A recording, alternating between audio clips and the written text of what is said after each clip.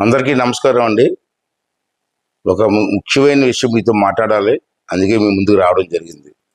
అదేంటంటే మన నర్సీపట్నంలో ప్రతి 3 సంవత్సరాలకు ఒకసారి మైడమ్మ జాతర జరుగుతుంది.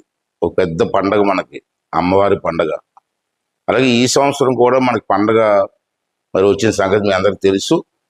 రేపు 22వ తారీఖున సోమవారం నాడు ఏమో పెద్ద జాగరం, 23వ తారీఖున మంగళవారం నాడు పండగ అన్న సంగతి మీ అందరికీ తెలుసు.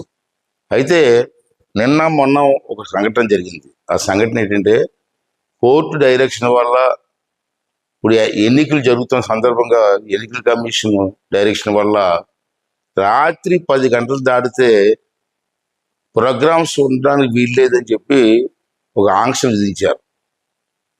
ఇది జాగ్రత్తగా వినాలి. రాత్రి 10 గంటలు దాటితే మైక్ సెట్లు ఉపయోగించకూడదు, స్టేజ్ ప్రోగ్రామ్స్ ఉండకూడదని చెప్పి క్లియర్గా డైరెక్షన్ రావడం జరిగింది. అయితే మన నర్సీపట్నంలో మనకు అలవాటు ఏంటంటే రాత్రి 9 గంటల నుంచి రాత్రి 12 గంటల వరకు పూర్వం మనం ప్రోగ్రామ్స్ చేసుకున్నాం. దానికి మనందరం అలవాటు పడ్డాం. ఇప్పుడు 100 సంవత్సరాల పై నుంచి కూడా ఈ పండుగ జరుగుతుంది. మరి ఈ కారణం చేత ఆంక్షలు ఉన్న కారణంగా ఈ సంవత్సరం పోలీసు వారు పర్మిషన్ ఇవ్వట్లేదు.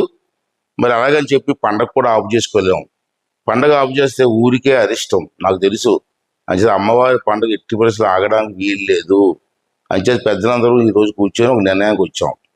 ప్రోగ్రామ్స్ కూడా ఆగకుండా మరి గవర్నమెంట్ రూల్స్ ప్రకారంగా మనం వెళ్ళాలి కాబట్టి ఎన్నికల సమయంలో రాత్రి 7 గంటల సాయంత్రం రాత్రి 7 గంటల నుంచి 10 గంటల వరకు ప్రోగ్రామ్స్ ఏర్పాటు చేయాలని చెప్పి పెద్దలందరూ కూడా నిర్ణయం తీసుకొని ఆ నిర్ణయం ప్రకారం ముందుకు వెళ్ళాలని చెప్పి నిర్ణయం తీసుకున్నాం.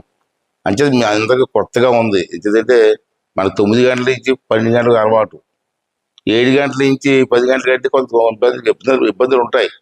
అయినా తప్పదు, అమ్మవారి పండుగ కాబట్టి, మనకు ముఖ్యమైన పండుగ కాబట్టి మీరందరూ కలిసి 7 గంటలకి రెడీ అయ్యి మెయిన్ రోడ్, నర్సీపట్నం మెయిన్ రోడ్లో ఏర్పాటు చేసిన ప్రోగ్రామ్స్, మంచి ప్రోగ్రామ్స్ పెడుతున్నాం. ఆ ప్రోగ్రామ్స్కి వచ్చి 10 గంటల వరకు ఉండి 10 గంటలకి ఇంటికి వెళ్ళి భోంచేసి మళ్ళీ 10 గంటలకు స్టార్ట్ అవుతున్న జాగరణలో పాల్గొని అమ్మవారి పండుగను ఘనంగా చెయ్యాలని, దానికి మీ అందరి తాలూకు సహకారం కావాలని చెప్పి మరొకసారి మీ అందరినీ కోరుతూ మీ దగ్గర సెలవు తీసుకున్నాను. థ్యాంక్ యూ అండి. థ్యాంక్ యూ వెరీ మచ్ అండి.